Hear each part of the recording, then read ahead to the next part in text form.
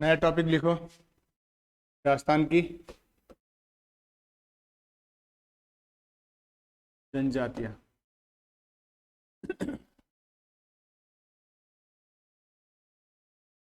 राजस्थान की जनजातियां। अभी पिछले साल किसी एग्जाम में एक प्रश्न आया था कि किन जिला समूह में जनजातियों की संख्या ज्यादा है। 3 जिले दे रखे थे और बताना था कि इन जिला समूह में जनजातियों की संख्या ज्यादा है। अब या तो फिर एक एक जिले की जनसंख्या का पता हो कि जनजातियों की जनसंख्या कितनी है एक एक जिले में, या हमें आइडिया हो कि कहाँ जनसंख्या इनकी ज्यादा है। कम से कम 1% तो हमें पता होना ही चाहिए कि या तो उस जिले में जनजातियों की संख्या कितनी है, ये आंकड़ा हमें पता होना चाहिए, या किसी एक एक क्षेत्र में कि यहाँ जनजातियों की संख्या कितनी है और यहाँ जनजातियों की संख्या कितनी है, इस एरिया में जनजातियों की संख्या कितनी है। कम से कम एक आंकड़ा तो हमें पता होना ही चाहिए, तभी उसका आंसर आएगा, वरना आंसर नहीं आएगा। एक तो आंकड़ा होना चाहिए। अब एक एक जिले की जनसंख्या, जनजाति की जनसंख्या के आंकड़े याद करना थोड़ा टफ रहता है, लेकिन 2 तो हमें याद करना ही पड़ेंगे, एक बांसवाड़ा का और एक उदयपुर का। जहां दक्षिणी राजस्थान में सबसे ज्यादा जनजातियां अगर हैं तो उदयपुर में और बांसवाड़ा में।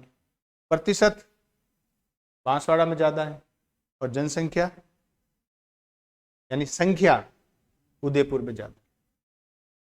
बाकी अलग अलग जिलों में अलग अलग जनजातियों का अलग अलग प्रतिशत है। जैसे ग्रासिया है, नाम सुना है ग्रासियों का? ग्रासिया सिरोही में ज्यादा मिलेंगे। कहाँ मिलेंगे? सिरोही में ग्रासिया ज्यादा मिलेंगे।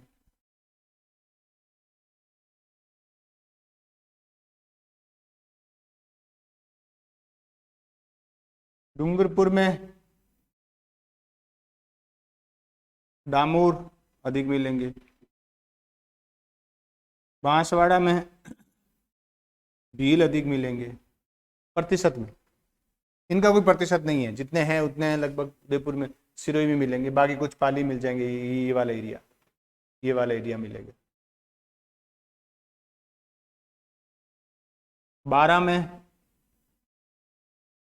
शहरिया मिलेंगे।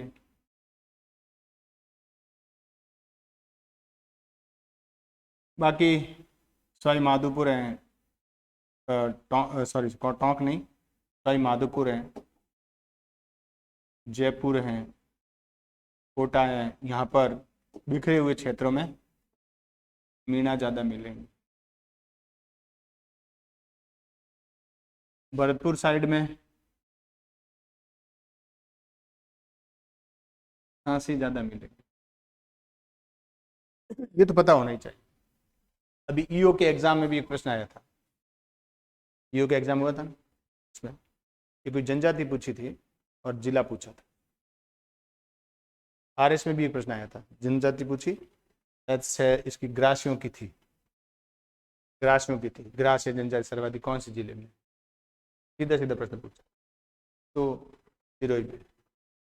तो अब जो जनजातियां हैं, जनजातियों के वितरण की दृष्टि से राजस्थान को 3 भागों में बांटा जाता है। कितने भागों में? यानी जनजातियां जो बिखरी हुई हैं पूरे राजस्थान में, उनको 3 भागों में बांटा जाता है। एक भाग ये है, दूसरा भाग ये है और तीसरा भाग ये है। इनके नाम है अलग अलग। तो पहला लिखो, जनजातियों का वितरण। जनजातियों का वितरण।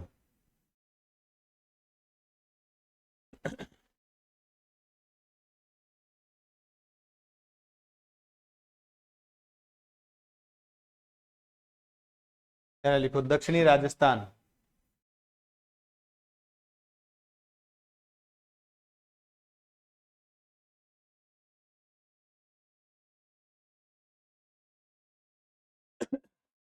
दक्षिणी राजस्थान में जो जनजातियां पाई जाती हैं, वो पूरे राजस्थान में जितनी जनजातियां हैं उसका 55.60% यहां पाया जाता है। उदयपुर में नहीं, ये पूरा एरिया, ये एरिया दक्षिणी राजस्थान पूरा, उदयपुर संभाग आ गया, मेवाड़ पूरा आ गया, इधर सिरोही आ गई, इधर भीलवाड़ा का हिस्सा आ गया कुछ। भीलवाड़ा यद्यपि अजमेर संभाग में आता है, लेकिन अगर ऐतिहासिक दृष्टि से देखें तो ये मेवाड़ का हिस्सा रहा है भीलवाड़ा। तो लिखो, जिलों के नाम लिखो कुछ, कौन कौन से जिले हैं यहाँ पर। उदयपुर, जब भी उदयपुर की बात करेंगे ना तो इसमें राजसमंद शामिल होगा, ये ध्यान रखना। हाँ, जनसंख्या करेंगे तो बात अलग है, लेकिन जब भी कहें उदयपुर इसका मतलब राजसमंद शामिल है, अपने आप शामिल है। अरे नाम ही तो चेंज हुआ है, बाकी क्या है, दोनों की भौतिक विशेषता एक जैसी है, जनसंख्या का वितरण एक जैसा है, दोनों पहाड़ी जिले हैं।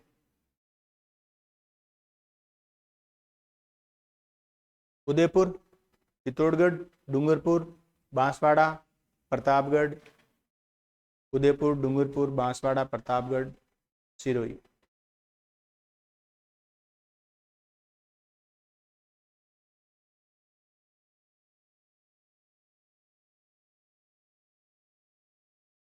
उदयपुर, डूंगरपुर, बांसवाड़ा, प्रतापगढ़, सिरोही, भीलवाड़ा, चित्तौड़गढ़।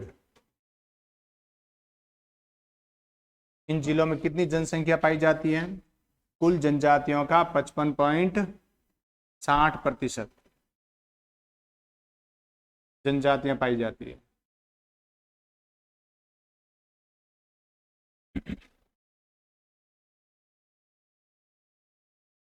55.60। और यहाँ जनजातियां कौन कौन सी पाई जाती हैं? ये जो एरिया है दक्षिणी राजस्थान में, यहाँ पर भील मिलेंगे और भील मीणा मिलेंगे, एक तो भील है और एक भील मीणा है। गरासिया मिलेंगे,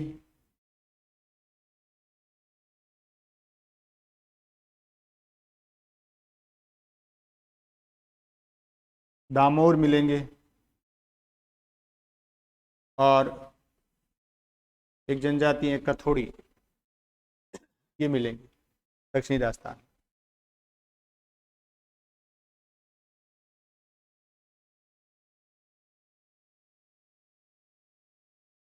भील, भील मीणा, ग्रासिया, दामोर, कथोड़ी।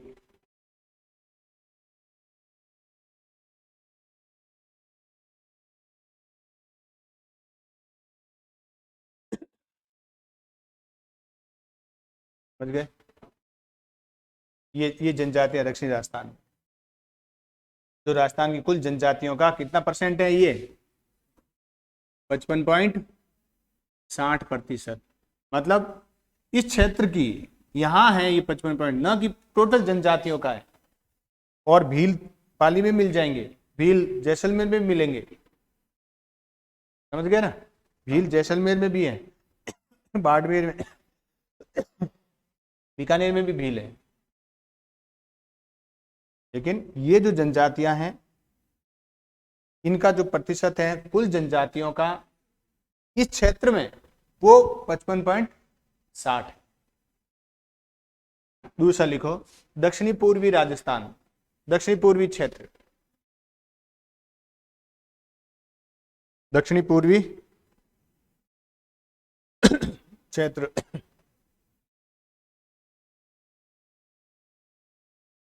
इसमें कोटा, बूंदी, झालावाड़, बारां,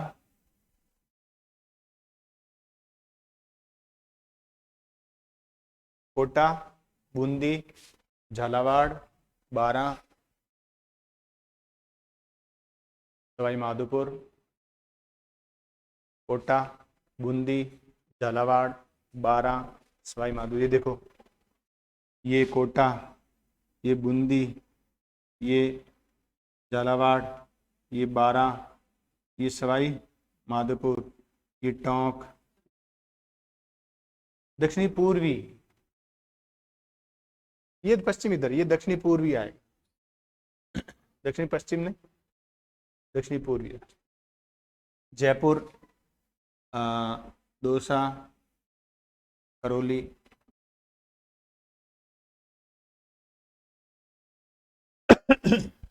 यहाँ पे जो जनजातियां पाई जाती हैं वो 31.90 के आसपास पाई जाती है। 31.90 राजस्थान की कुल जनजातियों, राजस्थान की कोटा, बूंदी, झालावाड़ 12, 4 तो ये हो गए। टोंक, सवाई माधोपुर, जयपुर, दौसा, करौली।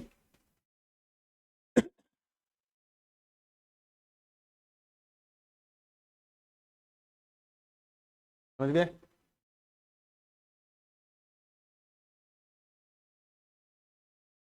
यहाँ कितनी जनजातियां हैं राजस्थान की कुल जनजातियों का? 31.90। और यहाँ सबसे ज्यादा क्या मिलेंगे आपको? मीणा मिलेंगे सबसे ज्यादा, और उसके अलावा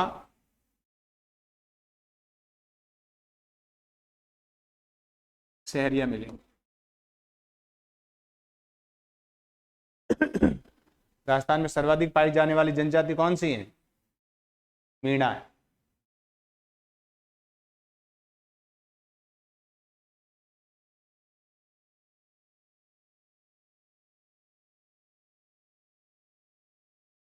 और तीसरा क्षेत्र है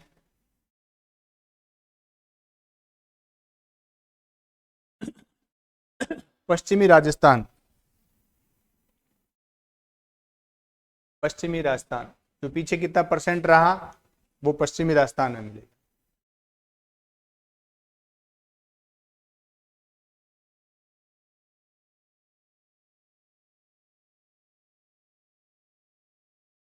कितना रहा है? कितना है देखो, 55, 60 और 31.90, 12.50, इतने तो रहा। ये हो गए ना 50, ये हो गए ना, निकालो। 12.5 रहने चाहिए, 12.5% रहना चाहिए। हाँ, दक्षिण पूर्व मुख्य रूप से मीणा है और सहरिया मिलेंगे। इसके अलावा सांसी मिल जाएंगे, कंजर मिल जाएंगे। सांसी कंजर भी लिख लेंगे।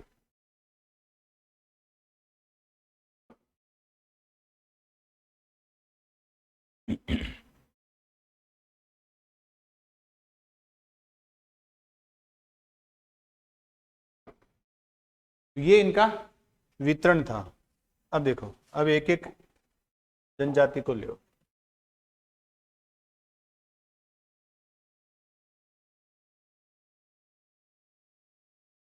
चलो लिखो, भील। भील हेडिंग डाल दो, भील जनजाति।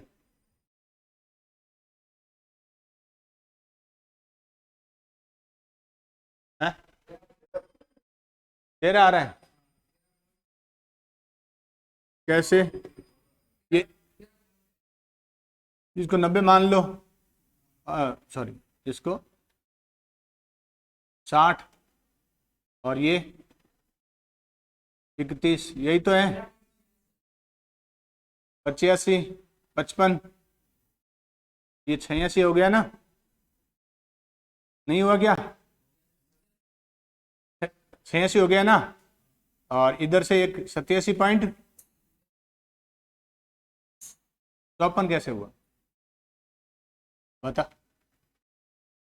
चलो 54 मान ले। अभी कितना रहा? ये कितना रहा पीछे? ये कितना रहा पीछे? 100 में कितना कम है? 12.5 ही तो है। कैसे?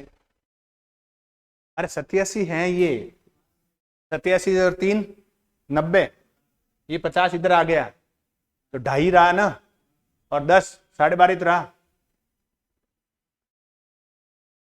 देखो कितना हुआ, 87.54 आया। अरे तो ये देख लो ना, ये तो गणित नहीं आया तो कोई दिक्कत नहीं है, अपना देसी तरीका भी तो है। ये देखो, ये कितना आया, ये कितना आया, 86 आया, और ये कितना, 1.5% हो गया, डेड हो गया ना, 1.5 जोड़ दिया, कितना आया, 87.50 मान लो, 50। अब कितना बचा पीछे 100 में, अरे 87 में कितने जोड़े, कितने जोड़े, 3rd बार आया ना। ये पीछे देखते ही पता चल जाता है,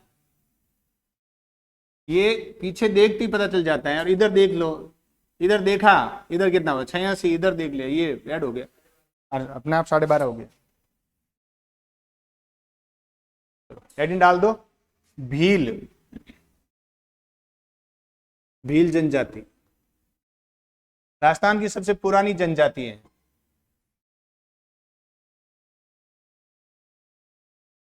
हाँ लिखना ही तो है, ये भागवत की कथा थोड़ी है कि सुन सुन के हमें मोक्ष प्राप्त हो जाएगा।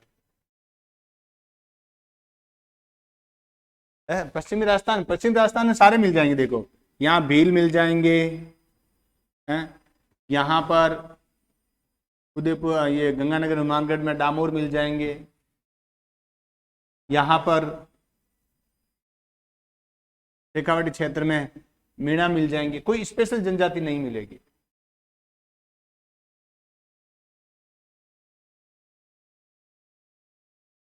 कोई स्पेशल जनजाति नहीं मिलेगी, ध्यान रखना, ये सारे हैं, लिखने की भी जरूरत नहीं है। तो भील राजस्थान की क्या है, सबसे पुरानी जनजाति। अब देखो राजस्थान की सबसे पुरानी जनजाति भील, लेकिन राजस्थान की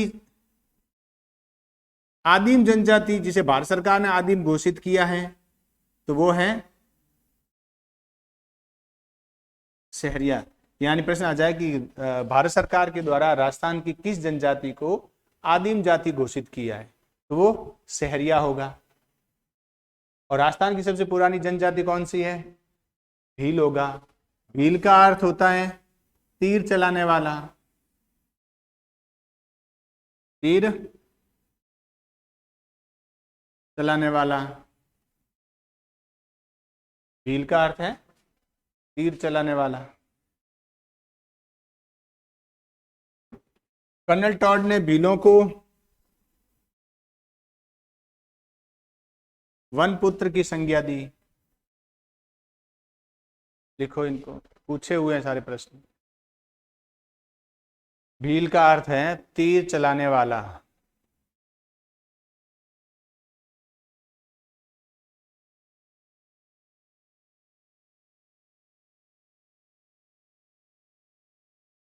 कर्नल जेम्स टॉड ने भीलों को,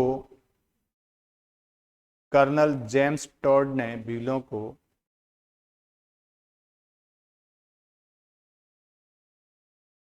वन पुत्र की संज्ञा दी।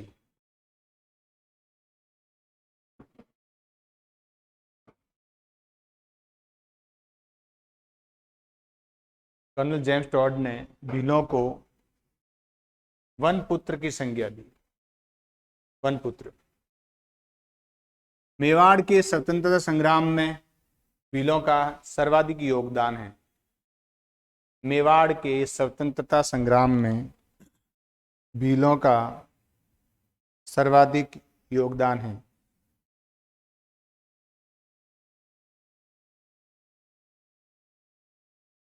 मेवाड़ के स्वतंत्रता संग्राम में भीलों का सर्वाधिक योगदान रहा है।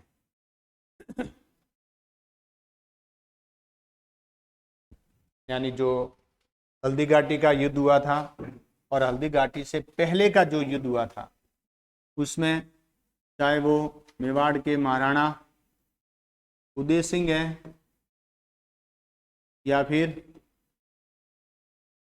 महाराणा प्रताप हैं, इन दोनों के साथ भीलों ने सहयोग किया था। और महाराणा प्रताप के साथ एक भील है जिनका नाम है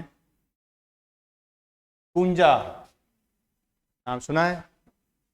इनको बाद में राणा की उपाधि भी दी गई थी, राणा पूंजा।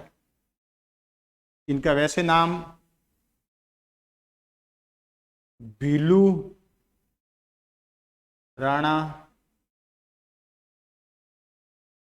पूंजा है, लिखो एक पूछा हुआ प्रश्न है।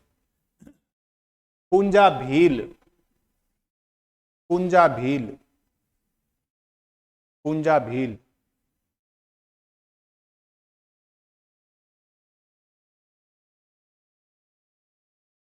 हल्दी घाटी के युद्ध में महाराणा प्रताप की सहायता की।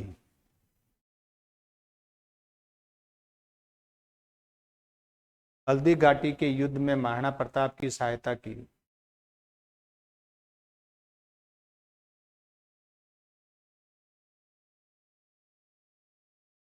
महाराणा प्रताप,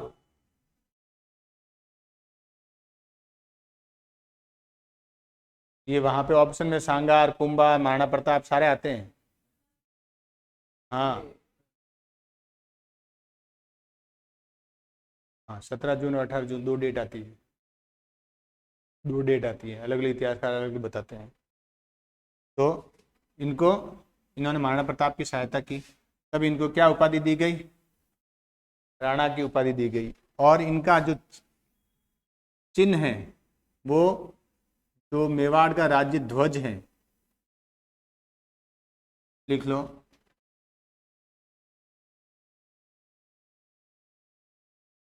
इनका चिन्ह मेवाड़ के राज्य ध्वज में अंकित है, मेवाड़ के राज्य ध्वज में अंकित है।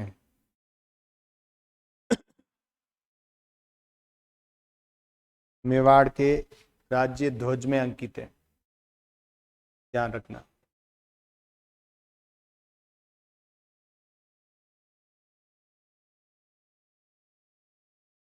मेवाड़ के राज्य ध्वज में अंकित है।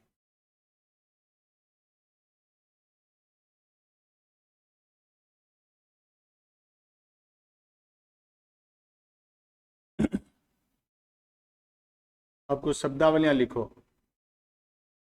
भीलों से संबंधित। जैसे पाल, पाल किसे कहते हैं? भीलों के गांव को पाल कहते हैं।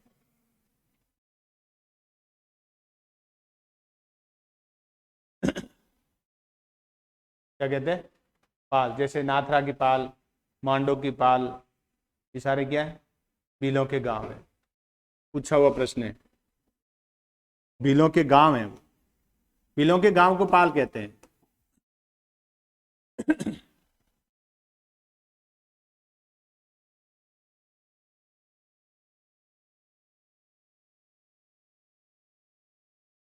ये इंपॉर्टेंट है। हाथीमना शादी के अवसर पर भील पुरुषों के द्वारा किया जाने वाला नृत्य है। हाथीमना, हाथीमना शादी के अवसर पर भील पुरुषों के द्वारा, अवसर पर भील पुरुषों के द्वारा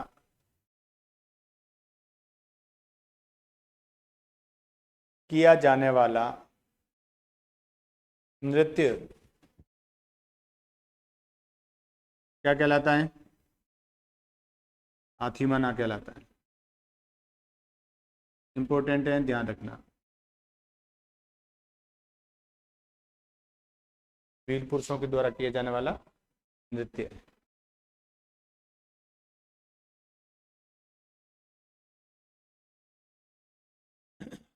फिर लिखो भगोरिया, भगोरिया।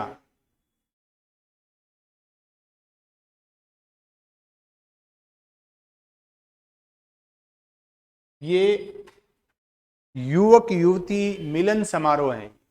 जैसे होता है ना कई जातियों में, युवक युवती मिलन समारोह करते हैं, फिर वो वहां पर एक दूसरे को पसंद करते हैं और फिर शादी का प्रस्ताव जाता है, ठीक वैसे ही है ये। युवक युवती लिखो, युवक युवतियों का मिलन समारोह, युवक युवतियों का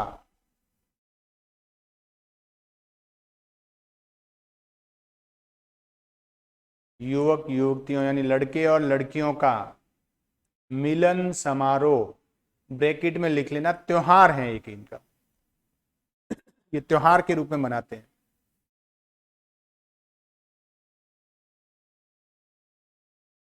त्योहार जिसमें लड़के लड़कियां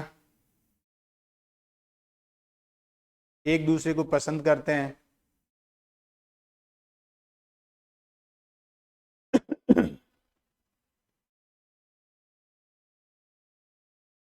इंपॉर्टेंट है, पूछ सकते हैं भगोरिया क्या है। अभी कुछ दिन पहले अखबार में न्यूज भी आई थी, मध्य प्रदेश की आई थी वो न्यूज। मध्य प्रदेश में सभी जनजातियों में प्रचलित है ये, विशेषकर भीलों में ज्यादा है। पूरा फोटो भी आया था, भगोरिया।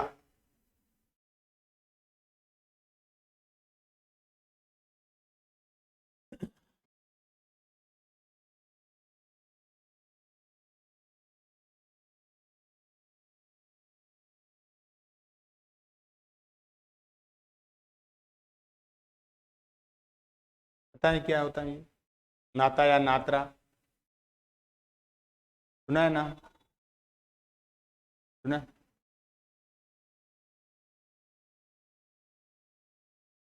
वो नाता होता है। पहले शादी करते थे और बाद में कैसे बेचते हैं, वो नाता थोड़ी गलत है, वो वर्ड गलत है, गौना होता है।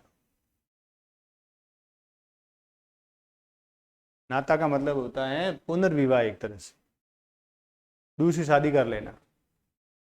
जब महिला पहले पुरुष को छोड़ देती है या किसी वजह से पहले पुरुष से संबंध विच्छेद हो जाते हैं, मृत्यु हो गई, तलाक हो गया, तो वो दोबारा शादी कर रही है, तो उसको क्या कहते हैं? नाता कहते हैं या नात्रा कहते हैं। तो लिखो, नहीं, महिला के लिए ही वर्ड नाता, महिला के लिए वर्ड होगा। गांव में रहे नहीं है, गांव में अक्सर ये वर्ड यूज किया जाता है कि वाह फलानी लुगाई के नाते गई, फलानी लुगाई गठे के बाद गी नाते। पुरुष नाते नहीं जाएगा, जा कौन रहा है? पुरुष तो अपने घर में ही रह रहे हैं, महिला स्थान परिवर्तन कर रही, महिला के लिए ये वर्ड यूज करते हैं। और एक एक अलग से शब्द बता रहा हूं, एक होती है नातेदारी, ये अलग शब्द है। नातेदारी का मतलब रिश्तेदारी, सगे संबंधी होते हैं उनके लिए ये नातेदारी है, और ये नाता है, अलग अलग शब्द है दोनों। देख लो, नाता या नात्रा, महिला द्वारा पुनर्विवाह करना। पुनर्विवाह का कारण कोई भी हो सकता है, तलाक भी हो सकता है, मृत्यु भी हो सकती है।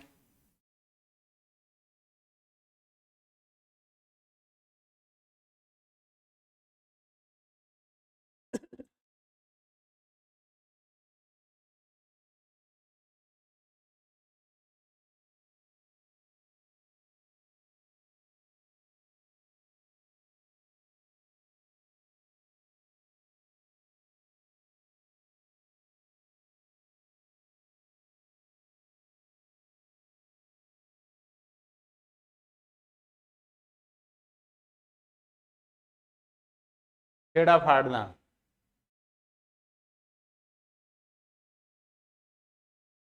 किसी महिला को पुरुष से तलाक लेना है तो एक प्रक्रिया अपनाई जाती है, उसी प्रक्रिया को क्या कहते हैं? छेड़ा फाड़ना। होता कुछ नहीं है, जो भी प्रोग्राम होगा, जो भी होगा वो प्रोग्राम होगा, और महिला अपने ओढ़ने का या साड़ी का एक पल्लू फाड़ करके पुरुष को दे देगी, और क्या हो गया? तलाक हो गया। यानी पल्लू फाड़ा, वो पल्लू का टुकड़ा दिया ना, वो डिक्री हो गई, तलाक की क्या हो गई? डिक्री हो गई। कोर्ट से मिलती है ना डिक्री तलाक वाला, तो वो फाड़ के दे दिया, क्या कहलाएगा? छेड़ा फाड़ना। मीणाओं में भी ये प्रचलित में, लेकिन अब ऐसा है नहीं, अब ऐसा नहीं है, पहले प्रचलित था, अब इतना नहीं है, केवल पढ़ने के लिए ही। तो लिखो, छेड़ा फाड़ना, ब्रैकेट में लिख लेना तलाक,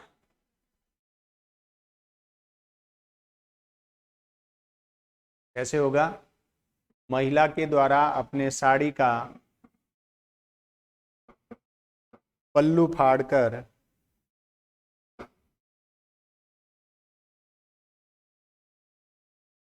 पुरुष को दिया जाता है। पल्लू फाड़कर पुरुष को देती है।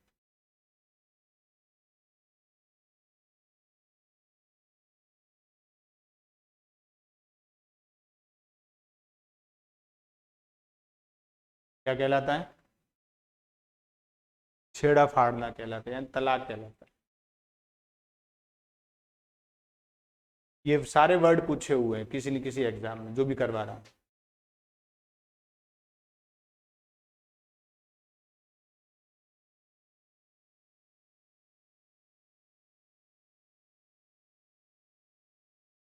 अट्टा सट्टा तो पता ही होगा। आमे सामे, एक्सचेंज विवाह, विनिमय विवाह एक तरह से।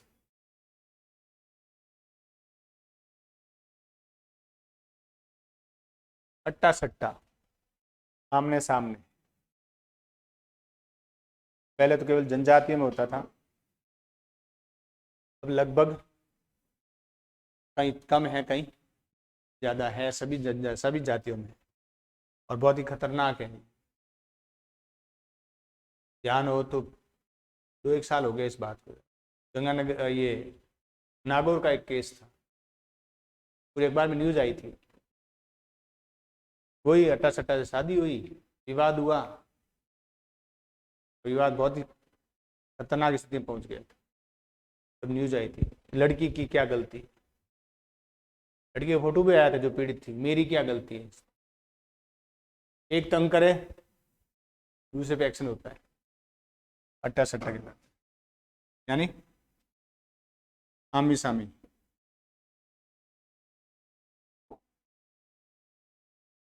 ये भी पूछा हुआ है, ये सारे प्रश्न पूछे हुए हैं। दापा, ये भी चलता है आजकल। पहले तो जनजातियों में चलता था, अब सभी जातियों में चलता है।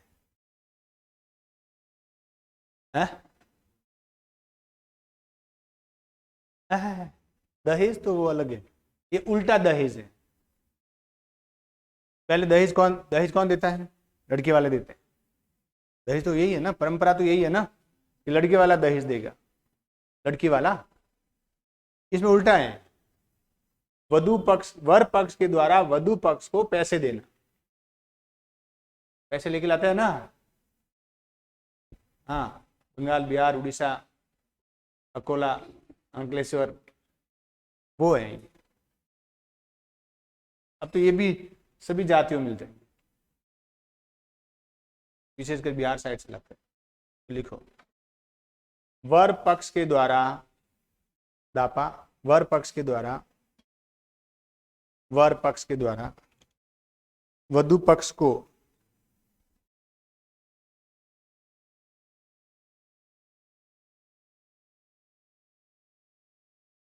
वधु मूल्य दिया जाता है। यानी एक तरह से शॉर्ट में कहे ना इसको, तो ये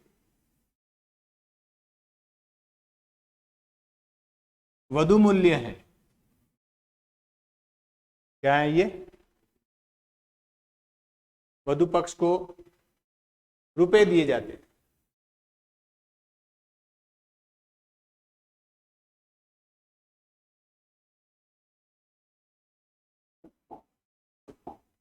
क्या कहलाता है? दापा कहलाता है।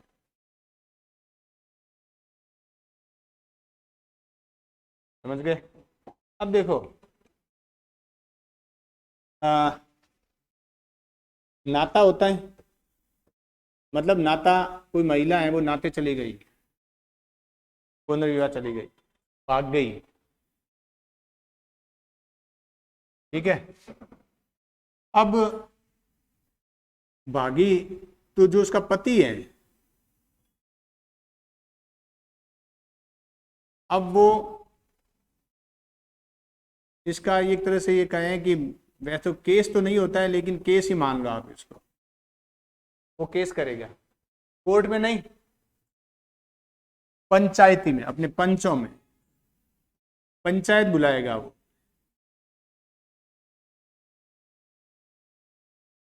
अब पंचायत बुलाई, अब जो पंचायती हो रही है ना उसको कहते हैं झगड़ा। वैसे कुछ झगड़ा नहीं होता है, लड़ाई वगैरह नहीं होती है, लेकिन इसको क्या वर्ड यूज करते हैं, झगड़ा कहलाता है। तो कि वो फलाने यार घरे झगड़ा चल रहा है, इसका मतलब ये नहीं है कि लट बज रहे हैं वहाँ, ये पंचायती हो रही है। ये 3-4 दिन तो पंचायती चलती है,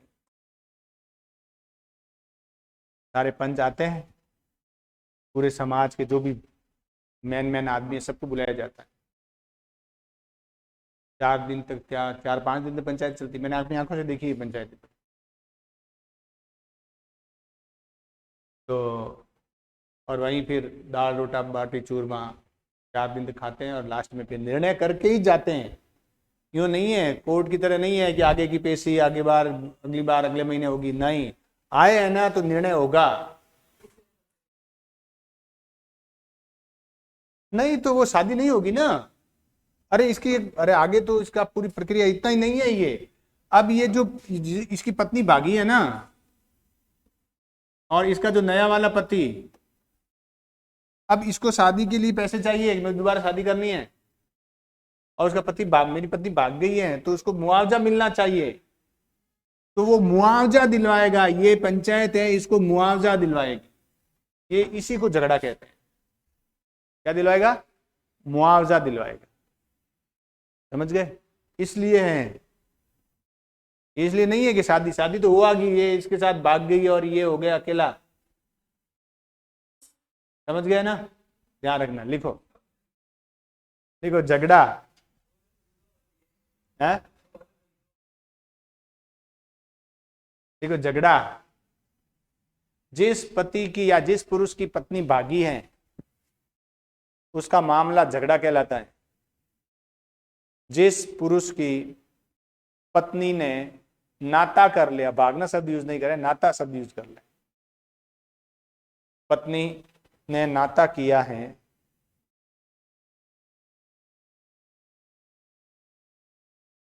उसे झगड़ा कहते हैं। उसे क्या कहते हैं? झगड़ा कहते हैं।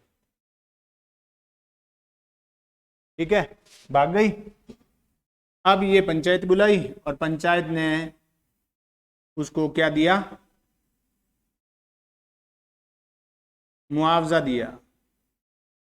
इस मुआवजे को मायस कहते हैं।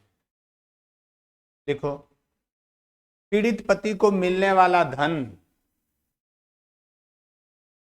क्या हुआ? पीड़ित पति कौन सा?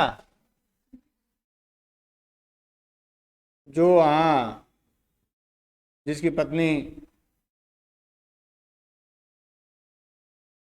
ने तलाक ले लिया उससे, पीड़ित। हाँ, तो पीड़ित ही तो है ना। देख बाबू, ये गेल तो आप क्या बात करा। ठीक है, शादी सब करते हैं और सारे शादी करने वाले विरोध भी करते हैं, नहीं करते क्या? जितने भी शादी करने वाले हैं वो सारे विरोध भी करते हैं शादी की, ये नहीं शादी नहीं करनी, और शादी करते भी हैं। दुनिया में सबसे मतलब सार्वभौमिक अगर कोई परंपरा है तो वो शादी की है। अमेरिका से लेकर ऑस्ट्रेलिया तक, ऐसा दुनिया में कोई ऐसा स्थान बता दो जिनमें शादियां नहीं होती है। अब सोचो कितनी लोकप्रिय परंपरा है ये, दुनिया का कोई हिस्सा अछूता नहीं है इससे। है कि परंपरा डाली किसने? शादी की, और उसके लिए शादी वर्ड यूज किया गया है। अमेरिका में जो जनजाति रहती है वो भी शादी करते हैं और शादी वर्ड यूज होता है उनके लिए, वो अपनी भाषा में होता है तो शादी ना। ऑस्ट्रेलिया वाले भी यही करते हैं। तो अब सोचो इस बात को कि कितनी यूनिवर्सल परंपरा है ये शादी की, और हम कह रहे हैं शादी नहीं करेंगे। अरे शादी तो करनी पड़ेगी, आज नहीं तो कल, कल नहीं तो परसों, कभी कभी तो करनी पड़ेगी। है हाँ, ताकि वो क्या, नहीं करनी पड़ेगी तुझे, है मैं शादी नहीं करूंगा, शादी नहीं करेगा, करनी पड़ेगी ताकि जल्दी हो जाए। तो ये क्या कहलाता है? मायस कहलाता है। मुआवजा। अब जो पत्नी ने नाता किया है उसके बच्चे भी तो होंगे, हो सकता है, हो सके नहीं हो। अगर बच्चे हैं तो ऐसे बच्चे क्या कहलाते हैं? गोलड़ कहलाते हैं। देखो, नाता गई पत्नी के बच्चे गोलड़ कहलाते हैं।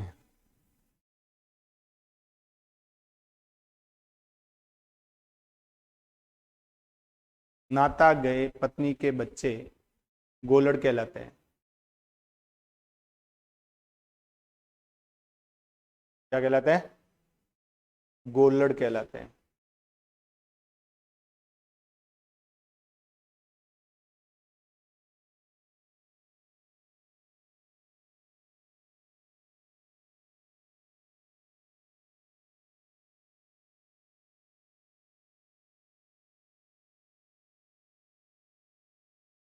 ये भी पूछा हुआ प्रश्न है। गीड़ी डोटा नाम सुना है? गीड़ी डोटा खेल है ये। क्या है? खेल है। शायद आपने किसी ने खेला नहीं होगा।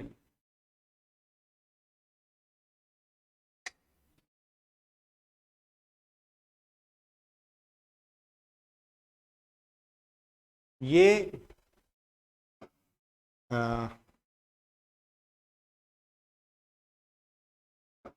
एक गेम होता है जिसमें एक इतना सा गड्ढा होता है और लगभग 200, 250, 300 मीटर दूरी से एक बॉल को हॉकी से मारकर इसमें डाला जाता है। कौन सा गेम होता है? गोल्फ।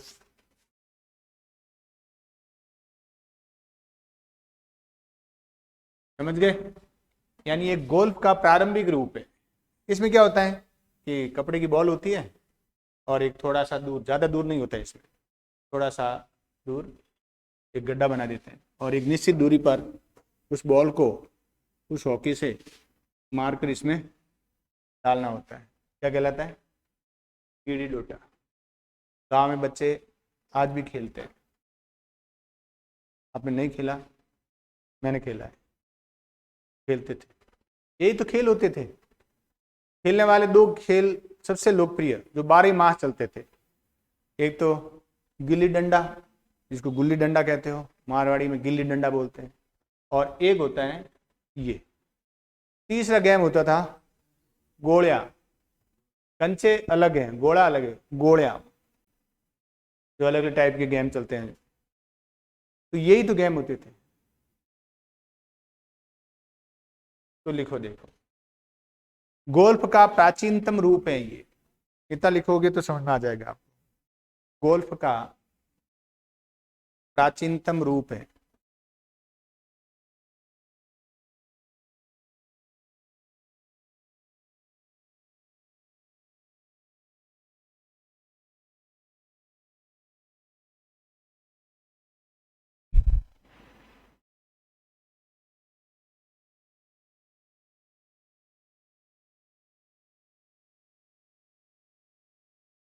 लिखो, खाखल देवता। खाखल देवता इंपोर्टेंट है। भीलों के देवताओं को कहते हैं।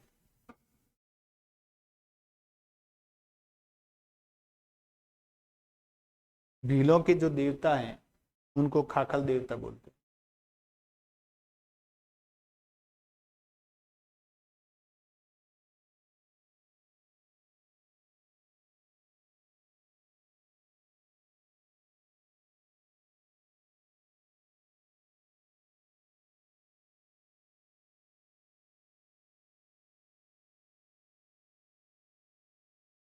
हड़गट नाम सुना है? नहीं सुना? ग्वार होता है ना, ग्वार। ग्वार की तोड़ी को क्या कहते हैं? हड़गटी वही है। हड़गटी, हड़गट है ना। मूंग की, मोट की, क्या कहते हैं? फड़गट बोलते हैं या फड़गटी बोलते हैं। इसी प्रकार गेहूं की जो तूड़ी होती है ना, उसको खाखला बोलते हैं। लिख लो अलग, ऊपर कॉपी में लिखो, ये बीच में खाखला आया ना इसलिए बता रहा हूं, ऊपर कॉपी में ऊपर जगह पे लिखो फड़गट या फड़गटी। ग्वार मूंग मोट की तूड़ी, ग्वार मूंग मोट की तूड़ी।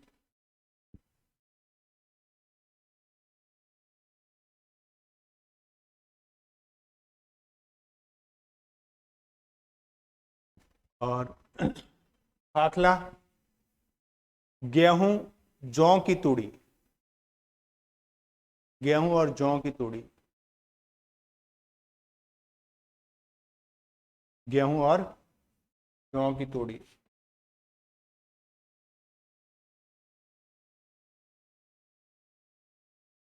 और उसको जो गेहूं उसकी बोलटी के पत्तों को क्या कहते हैं? हाँ, ध्यान रखना, बोलटी के सूखे हुए पत्तों को पाला बोलते हैं। खेजड़ी के सूखे पत्तों को, हाँ, कहीं लूंग और कहीं लूम बोलते हैं। खेजड़ी के पत्तों को, सूखे हुए पत्तों को लूम या लूंग बोलते हैं।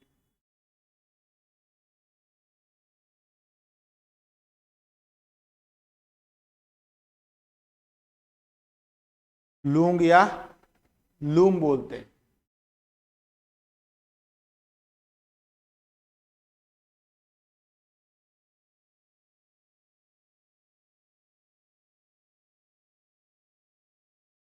खाकल देवता बीलों के देवता हैं। टोटम, प्राकृतिक शक्तियों की उपासना को टोटम कहते हैं। प्रकृति में जितनी भी घटनाएं होती है या फिर जो पेड़ हैं उनकी पूजा है, प्राकृतिक शक्तियों की पूजा है, वो क्या कहलाता है? टोटम कहलाता है। लिखो, टोटम प्राकृतिक शक्तियों की उपासना, प्राकृतिक शक्तियों की उपासना, उपासना क्या कहलाता है? टोटम कहलाता है। ये पूछ सकते हैं, ये कभी पूछा हुआ नहीं है। उजला और मेला किसकी जातियां हैं? ये नोट करके लिखना, इतना ही लिखा हुआ है। उजला और मेला किसकी उपजातियां हैं? ये दोनों किसकी उपजातियां हैं?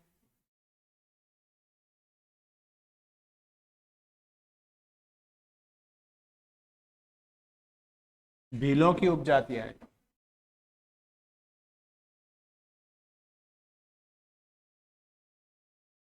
उजला और मेला भीलों की उपजातियां।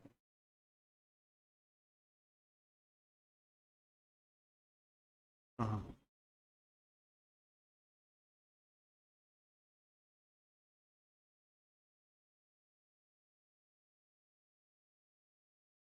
ये लिखो गमेती और पालजी, गमेती और पालजी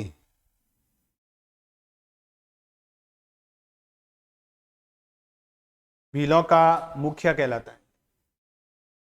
भील गांव का मुखिया या भीलों का मुखिया।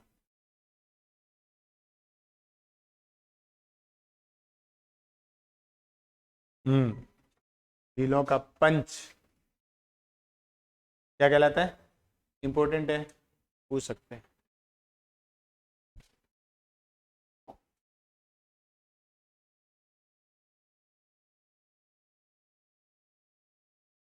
अब हेडिंग डालो, मीणा, मीणा।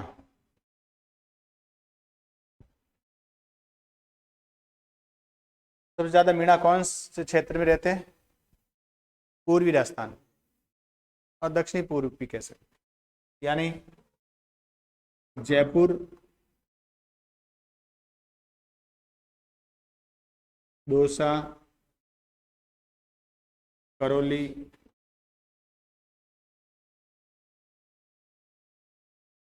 सवाई माधोपुर, इन क्षेत्रों में राजस्थान की 51% तक मीणा रहते हैं। जयपुर, दौसा, करौली, सवाई माधोपुर, उदयपुर और लिख सकते हो। उदयपुर में मीणा अलग है। उदयपुर के जो मीणा है वो भील मीणा है। उदयपुर और लिख लेना। जयपुर, दौसा, करौली, सवाई माधोपुर, उदयपुर में 51% मीणा रहते हैं।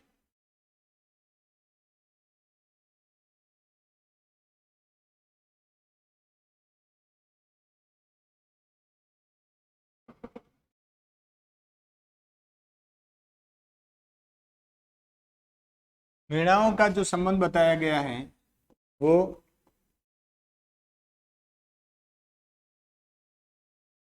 मत्स्य पुराण से। ये देखो, नोट करके लिख लेना। मीणाओं की का उल्लेख मत्स्य पुराण में है। मीणाओं का उल्लेख मत्स्य पुराण में मिलता है।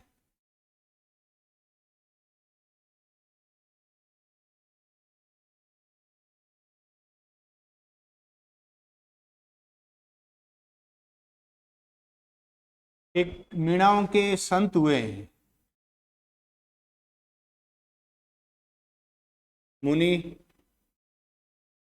मगर सागर। उन्होंने मीणाओं का पूरा इतिहास लिखा और उस किताब का नाम है मीणा पुराण।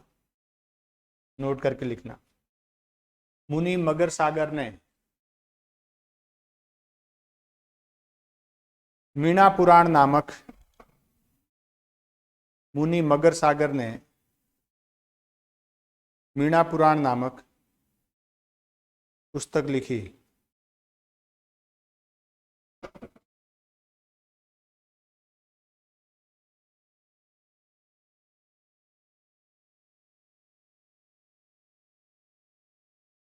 कौन सी किताब लिखी? मीणा पुराण। जो मीणा आंदोलन हुआ था 1929 से लेकर के 1900 लगभग 50-52 में जाके खत्म हुआ, उस आंदोलन का बीच बीच में नेतृत्व है मुनि मगर सागर ने भी किया था। जब मीणा आंदोलन करेंगे उस दौरान करेंगे इनको। अब देखो, मीणाओं में कुछ परंपरा भीलों जैसी है, जैसे अट्टा सट्टा प्रचलित है, छेड़ा फाड़ना प्रचलित है, देवताओं को वहां पे खाकल देवता कहते थे, यहाँ पे क्या कहते हैं? बुझ देवता कहते हैं। देखो, अट्टा सट्टा प्रचलित है, पूरा लिखने की जरूरत नहीं, पता है आपको अट्टा सट्टा क्या होता है। अट्टा सट्टा प्रचलित है। छेड़ा फाड़ना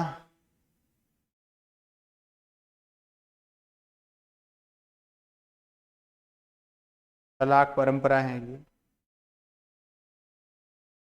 छेड़ा फाड़ना तलाक की परंपरा है।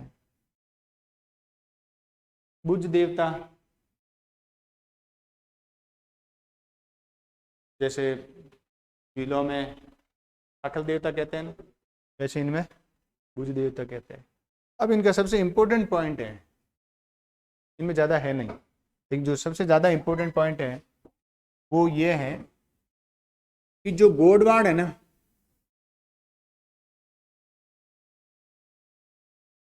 गोडवाड़ क्षेत्र में जो मीणा रहते हैं उनके एक लोक देवता है जिनका नाम है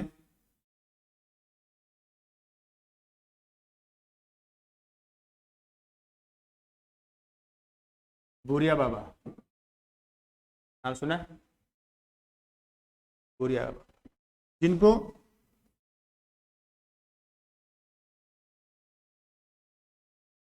गोतमेश्वर भी कहते थे। इनके मंदिर दो हैं, एक सिरोही के पलासिया में है। कहाँ पर है? और दूसरा मंदिर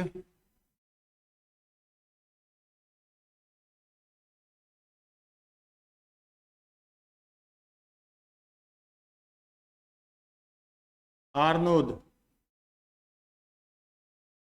प्रतापगढ़ में। ये इंपॉर्टेंट है, कई बार पूछा हुआ, तो लिखो पूरिया बाबा, पूरिया बाबा।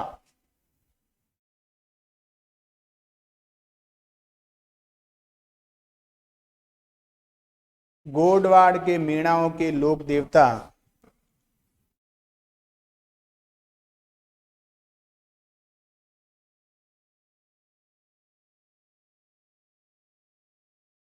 जिनका मंदिर, जिनके दो मंदिर हैं,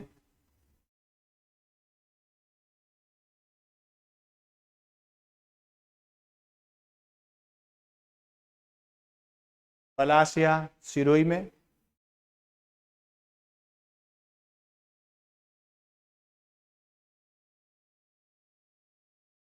और आरनोद प्रतापगढ़, आरनोद प्रतापगढ़ में।